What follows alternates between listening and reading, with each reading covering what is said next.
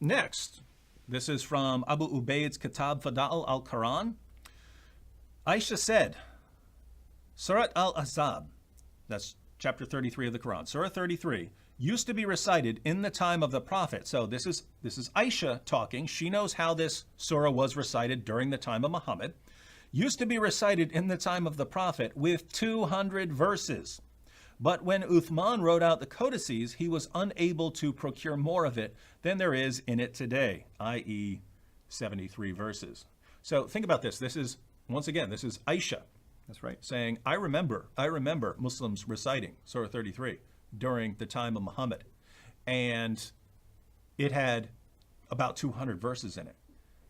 And now, but all Uthman could come up with when he has Zayd ibn Thabit compile the Quran, all he could come up with was 73. Why? Yeah. Well, lots of passages came up missing. People forgot to recite them. That's right. Hier ist ebenso die Rede einer Abrogation. Imam Qurtubi berichtet, Allah, der über alles Erhabene, hat all das, was wir nicht mehr zur Hand haben, aufgehoben. Und Abu Bakr al-Anbari meinte, das ist, was Aisha, die Mutter der Gläubigen, uns mitteilen wollte, nämlich, dass Allah, der über alles Erhabene, uns das überlassen wollte, was wir gerade zur Hand haben. Absolutely.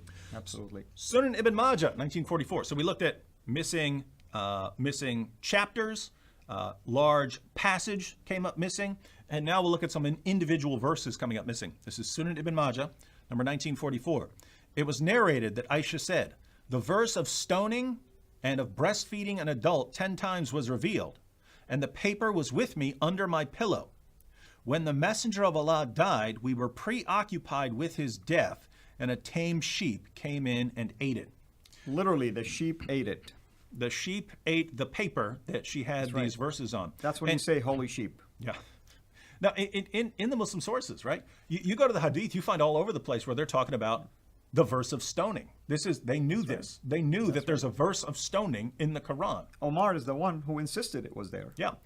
And he said after it came up missing and was no longer in there, he's the one who said, I would write it in the Quran, but I'm worried about someone seeing me write something in the Quran and saying Umar's adding to the Quran. That's right.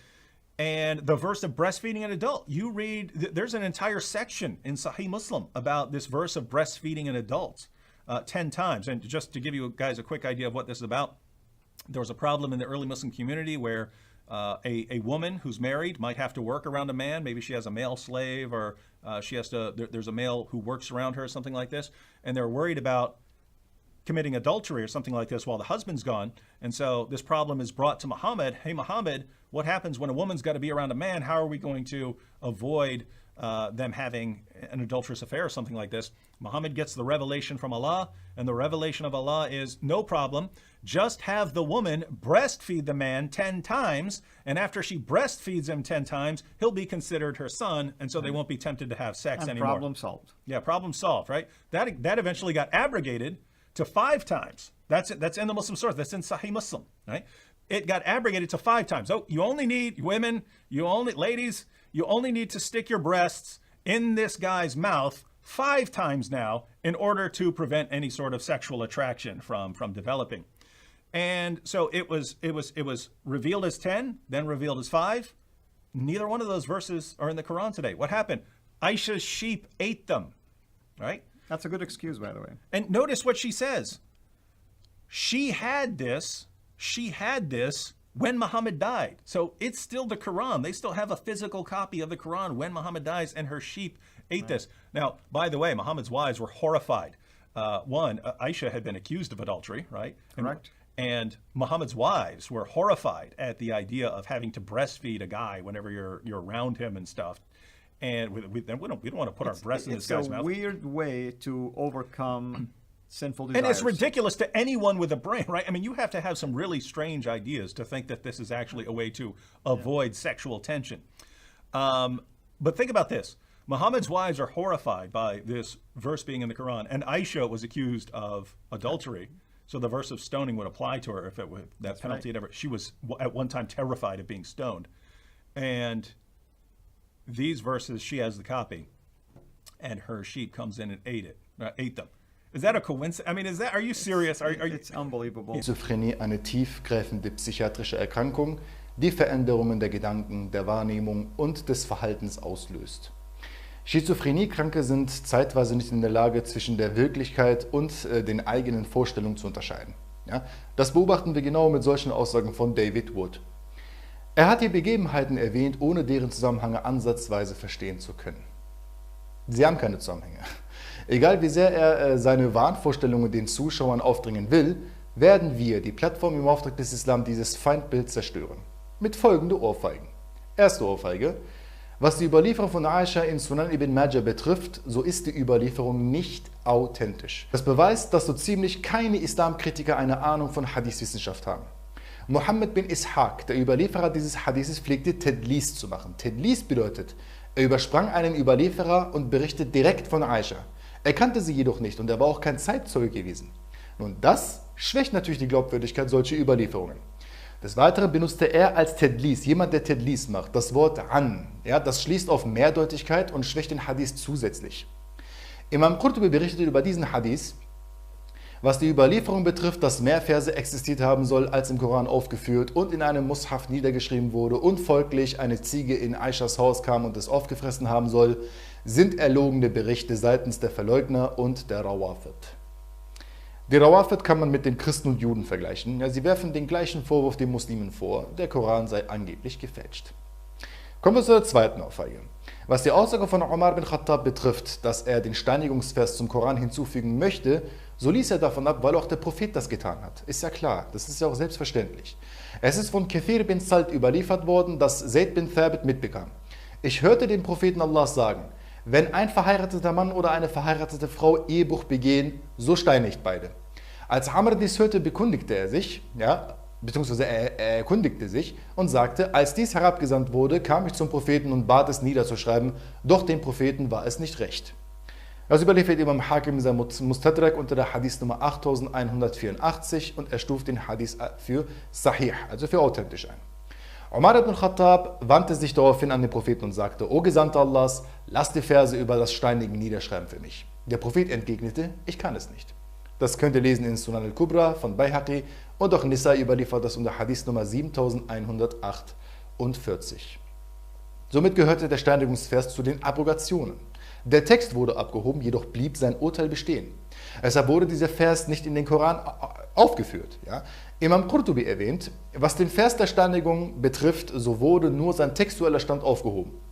Fakhreddin al-Razi betont, was die Verse betrifft, die nur textlich aufgehoben wurden, wie im Fall der Überlieferung von Umar bin Khattab, so wurde eines davon wie folgt rezitiert.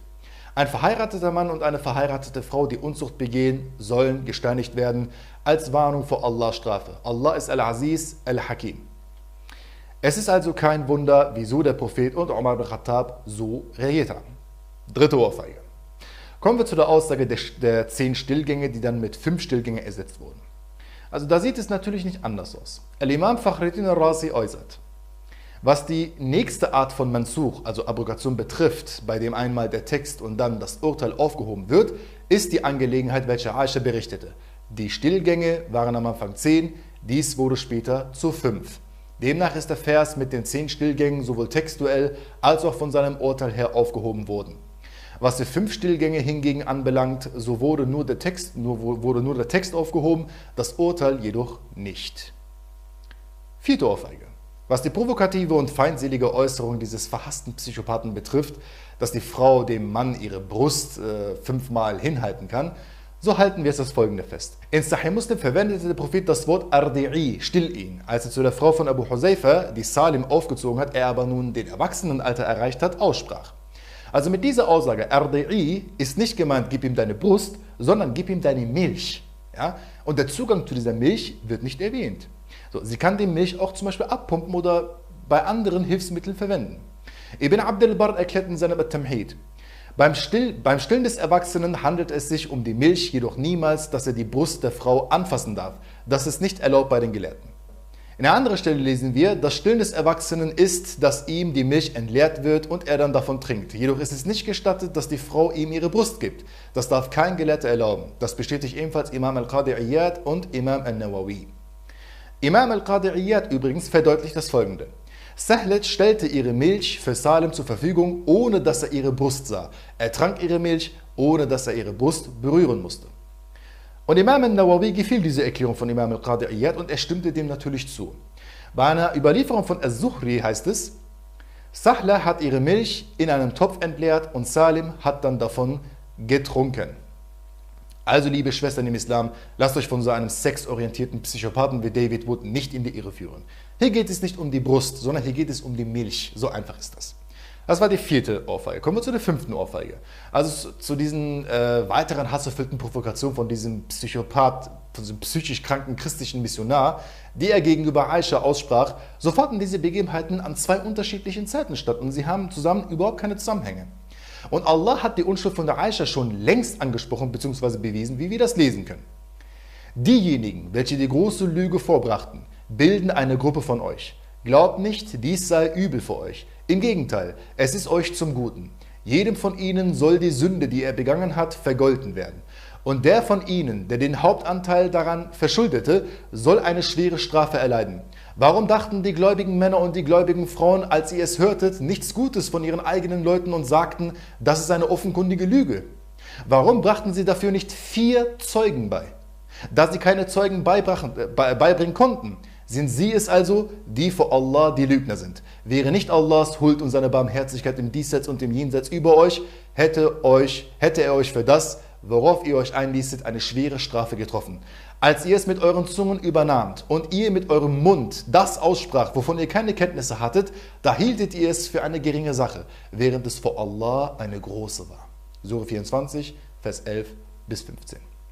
Was David Wood erdichtet hat und aus dem Zusammenhang reißt, scheint nichts anderes als ein Symptom seiner Erkrankung zu sein.